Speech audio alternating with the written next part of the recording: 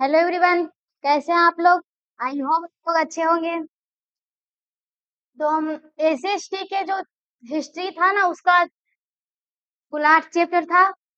उन सारे चैप्टर का हमने ऑब्जेक्टिव करवा दिया है। तो आज हम ज्योग्राफी के चैप्टर नंबर 1 है, जो कि है भारत संसाधन, है ना। इसका इम्पोर्टेंट ऑब्जेक्टिव हम कराने वाले हैं, है ना। तो आइए देखते हैं।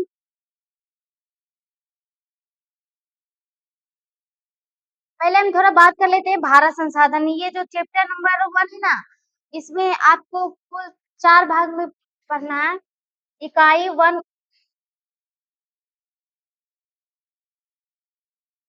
चलिए कोई बात नहीं, हम पढ़ रहे हैं हम लोग क्या, भारत संसाधन। ये पेनमा नहीं उग रहा है जी, हाथे से कहाँ पढ़ाना पड़ेगा।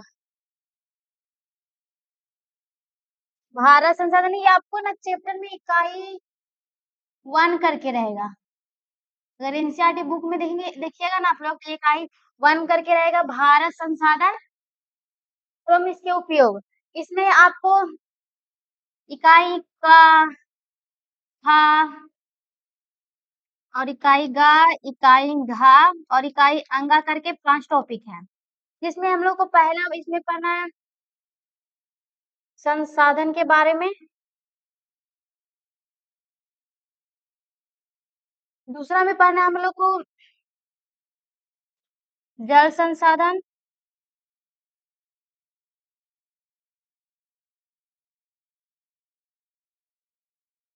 तीसरा में पढ़ना है वन एवं वन संसाधन, है ना।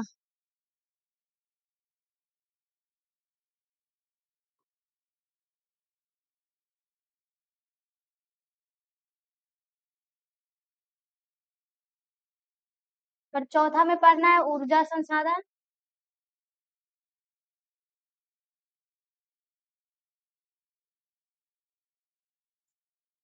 और इसमें पढ़ना है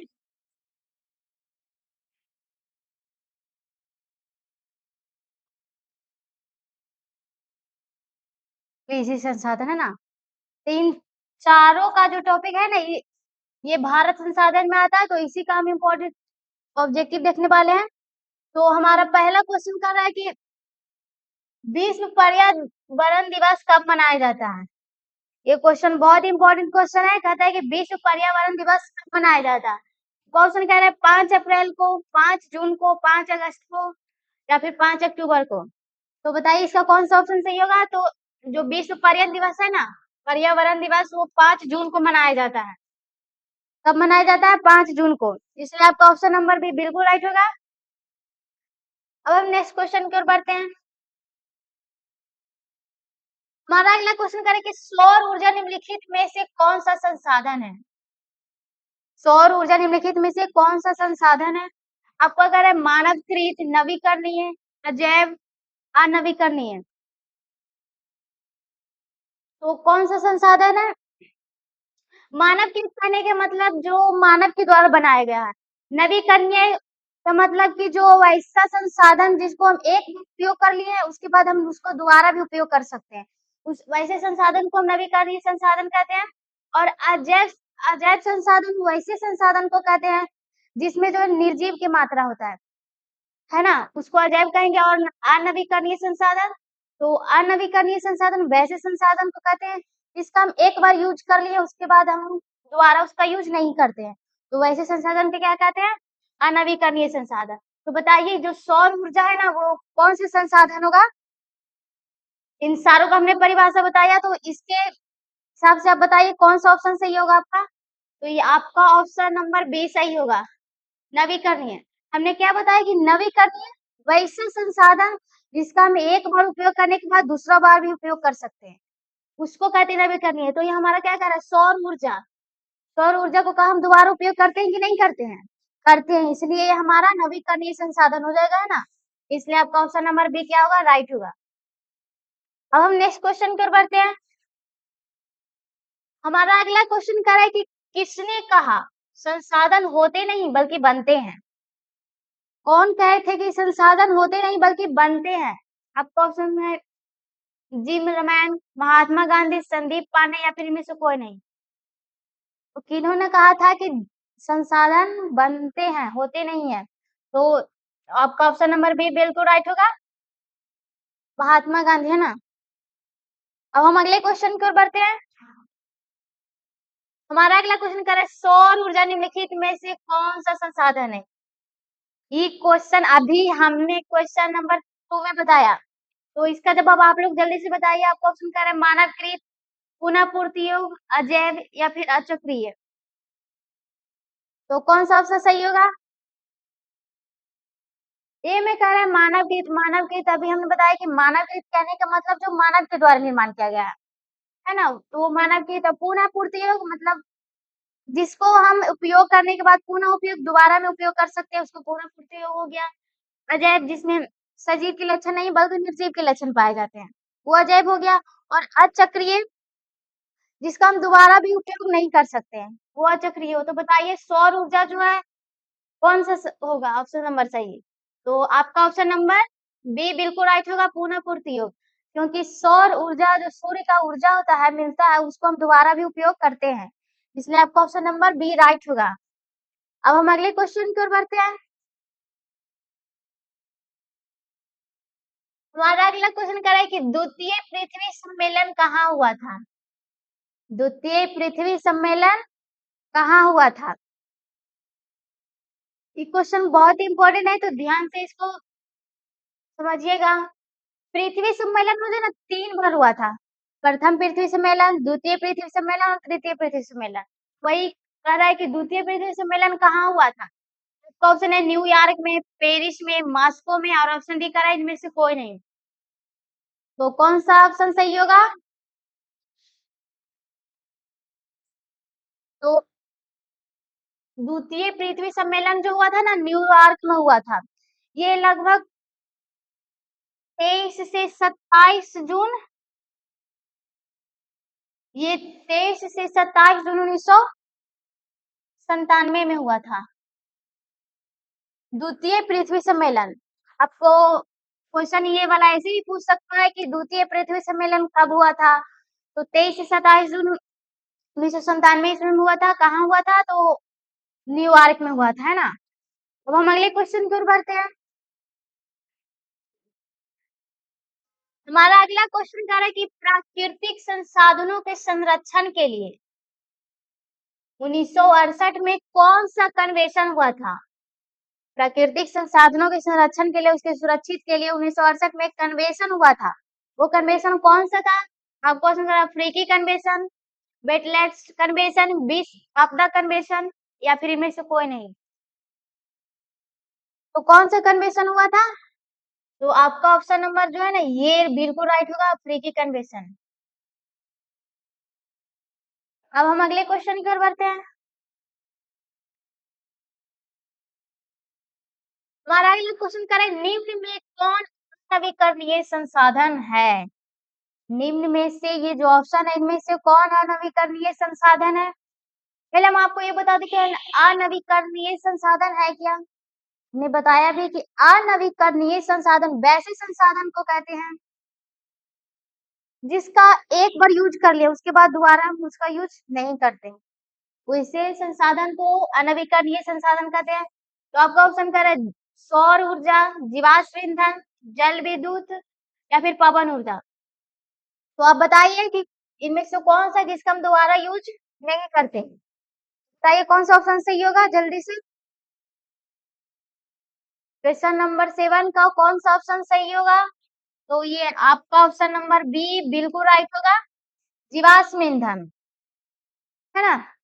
अब हम अगले क्वेश्चन की ओर बढ़ते हैं। हमारा अगला क्वेश्चन करेंगे प्रथम पृथ्वी सम्मेलन कहाँ आयोजित हुआ? हमने तो देख लिया कि द्वितीय पृथ्वी सम्मेलन न्यूयॉर्क में हुआ था। अब कह रहे हैं कि प्रथम पृथ्वी सम्मेलन कहाँ हुआ था? अब क्वेश्चन कर रहे हैं रियो डी जेनेरियो में, जोहान्सबर्ग में या फिर न्यूयॉर्क में तो टोक्यो में। तो प्रथम पृथ्वी सम्मेलन कहाँ हुआ था? तो ये हुआ था रियो डी जेनेरियो में। रियो डी जेनेरियो में। ये भी इसका छोटा डेट भी जान लेते हैं कि ये हुआ था 3 से 14 जून के बीच में हुआ था, 1992 ईस्वी में हुआ था। कब हुआ था? 1992 ईस्वी में।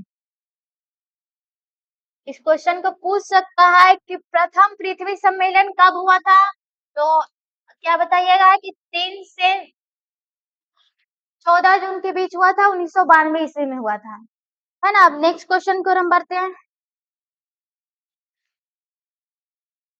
हमारा अगला क्वेश्चन कर रहे कि निम्न में से कौन नवीकरणीय ऊर्जा का स्रोत है। बार बार एक ही क्वेश्चन, मतलब वही टाइप के क्वेश्चन दोहरा रहा है ना, तो ये सब क्वेश्चन का जवाब आप लोग जल्दी से फटाक से बताइए कि नवीकरणीय ऊर्जा है क्या? नवीकरणीय तो आपको कह रहा है कोयला, सौर ऊर्जा, पेट्रोलियम, प्राकृतिक ऊर्जा।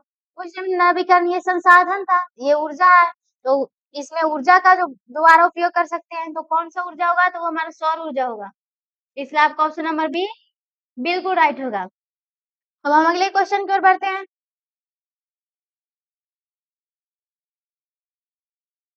हमारा अगला क्वेश्चन कह रहा है कि पर्यावरण संरक्षण हेतु पहला विश्व शिखर सम्मेलन कब आयोजित हुआ? पहला विश्व शिखर सम्मेलन कब आयोजित हुआ? आपका ऑप्शन कह रहा है 1972 में, 1985 में, 1992 में या फिर 1995 में। तो कौन सा ऑप्शन सही होगा? जल्दी से बताइए। आपका ऑप्शन नंबर सी बिल्कुल राइट होगा, 1992 में हुआ था, है ना। अगले क्वेश्चन की ओर हम बढ़ते हैं। हमारा अगला क्वेश्चन कि निम्न में से कौन अजैविक संसाधन है? निम्न में से कौन अजैविक संसाधन है? ऑप्शन कर रहे हैं मानव, पक्षी, नदी, पेड़। अजैविक कहने के मतलब जिसमें सजीव के लक्षण ना पाए जाओ बल्कि निर्जीव के, तो बताइए इनमें से कौन है? तो ये तो पहला ऑप्शन तो बिल्कुल नहीं होगा, मानव, क्योंकि मानव तो सजीव है। पक्षी भी नहीं होगा, ये ऑप्शन नंबर डी भी नहीं होगा, पेड़ भी। तो ऑप्शन नंबर कौन सा बचा? ऑप्शन नंबर सी बचा, नदी। इसलिए आपका ऑप्शन नंबर सी बिल्कुल राइट होगा। नदी जो है अजैव संसाधन है, मतलब कहने का मतलब इसमें सजीव के लक्षण नहीं पाए जाते हैं। अगर आप उस क्वेश्चन को समझिएगा ना, और उस क्वेश्चन को समझने के थ्रू अगर आप ऑप्शन रखिएगा तो आपका सही आंसर जरूर मिलेगा, है ना। अगले क्वेश्चन की ओर हम बढ़ते हैं। हमारा अगला क्वेश्चन क्या कहा था कि अगला क्वेश्चन हो रहा है हमारा कि मेढक के प्रजनन को नष्ट करने वाला रसायन कौन है? मेढक के प्रजनन को नष्ट करने वाला रसायन कौन है? वो बेंजीन, यूरिया, एड्रीन या फिर फास्फोरस। तो बताइए कौन सा ऑप्शन सही होगा? तो आपका ऑप्शन नंबर सी बिल्कुल राइट होगी, एड्रीन। अगले क्वेश्चन की ओर हम बढ़ते हैं।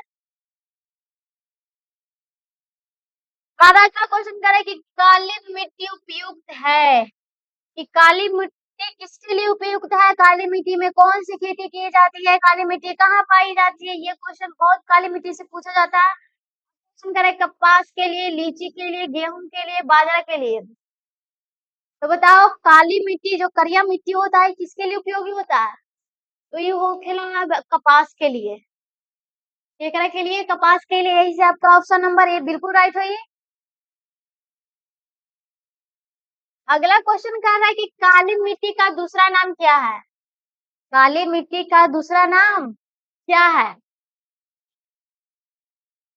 अब क्वेश्चन कह रहा है बलुई मिट्टी, रेगुर मिट्टी, लाल मिट्टी, पर्वतीय मिट्टी। आप कहोगे कि आप मिट्टी बोल रहे हैं, यहाँ तो मृदा है, तो भाई मृदा को ही मिट्टी कहते हैं, है ना। तो वही कह रहा है कि काली मिट्टी को कौन से दूसरा नाम से जाना जाता है? तो अब जो है ना रेगुर मिट्टी, काली मिट्टी का दूसरा नाम क्या है? रेगुर मिट्टी। अब हम अगले क्वेश्चन की ओर बढ़ते हैं। हमारा अगला क्वेश्चन क्या है? मरुस्थलीय मृदा किस राज्य में पाई जाती है? मरुस्थलीय जो है ना, मरुस्थलीय एक मिट्टी होता है जो कि मरुस्थलीय जैसे राजस्थान क्षेत्र में ऐसे में पाया जाता है। तो इसका ऑप्शन कौन सा सही होगा? इसका ऑप्शन तो हम ही बता दिए जी, कि मरुस्थलीय जो होता है ना मृदा एक एक किस्म का मिट्टी होता है। क्योंकि राजस्थान जैसे क्षेत्रों में अधिकतर पाया जाता है। तो इसका जवाब तो हम खुद बता दिए, तो बता दीजिए इसका ऑप्शन कौन सा सही होगा। ऑप्शन में दिया हुआ है, क्वेश्चन कह रहा है उत्तर प्रदेश में, राजस्थान में, कर्नाटक में, महाराष्ट्र में। तो बतैला पर भी आप लोग जल्दी से नहीं बताते हैं, बताइए कौन सा ऑप्शन सही होगा। बी बिल्कुल राइट, आपका ऑप्शन नंबर बी जो है ना बिल्कुल राइट होगा, राजस्थान में। अब हम अगले क्वेश्चन की ओर बढ़ते हैं। हमारा अगला क्वेश्चन करें कि पंजाब में भूमि निम्नीकरण के मुख्य कारण क्या है। मतलब पंजाब का भूमि निम्नीकरण करने का मतलब जो वहां भूमि बंजर पड़ जाती है, आखिर क्यों, का कारण हो सकता है वहां का।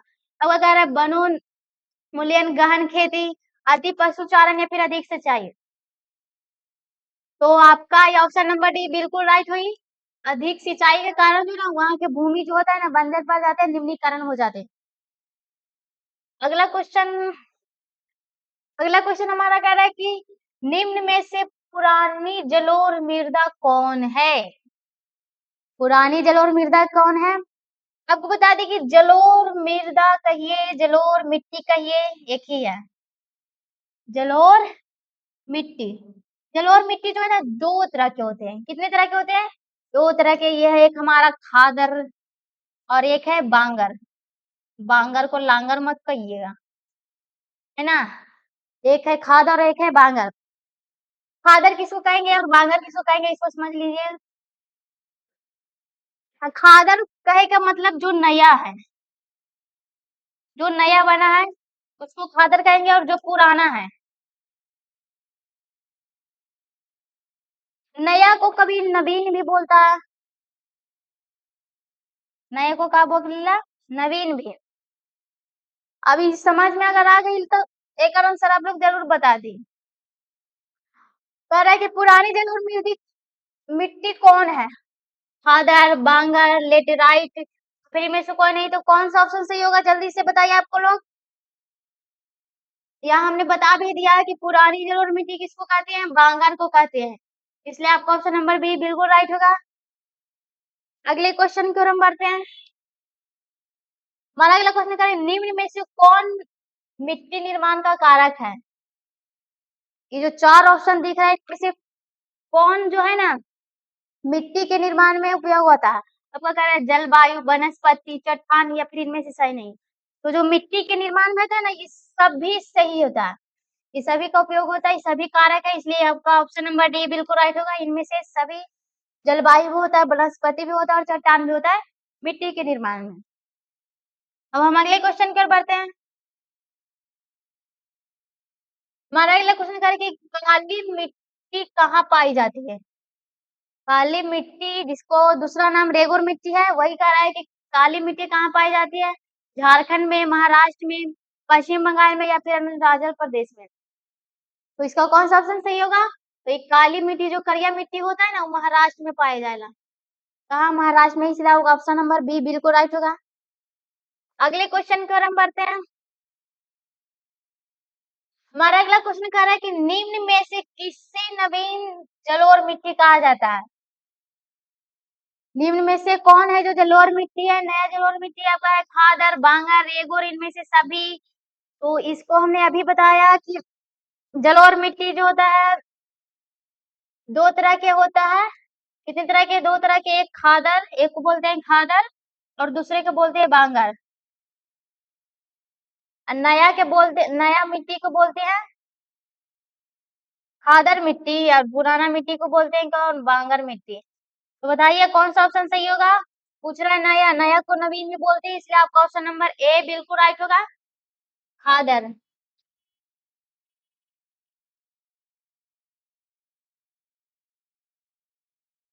ये जो क्वेश्चन देख रहे हैं ना ये हमारा आज का लास्ट एंड आखिरी क्वेश्चन है। आपका क्वेश्चन कर रहा है कि रेगुर किसे कहा जाता है। ये क्वेश्चन भी बताए हैं, इसलिए आप इसका जवाब आप लोग बताइएगा। कह रहा है लाल मिट्टी को, काली मिट्टी को, जलोढ़ मिट्टी को, लेटराइट मिट्टी को। तो रेगुर मिट्टी को और क्या नाम से जाना जाता है, जल्दी से बताइए। इसका ऑप्शन कौन सा सही होगा। आपका ऑप्शन नंबर बी बिल्कुल राइट हुई, काली मिट्टी को ही रेगुर मिट्टी कहा जाता है। तो आई होप आप लोग को ये सारी समझ में आ गया होगा। तो मिलते हैं नेक्स्ट वीडियो में और नेक्स्ट चैप्टर लेकर के, है ना? तब तक के लिए जय हिंद, जय भारत।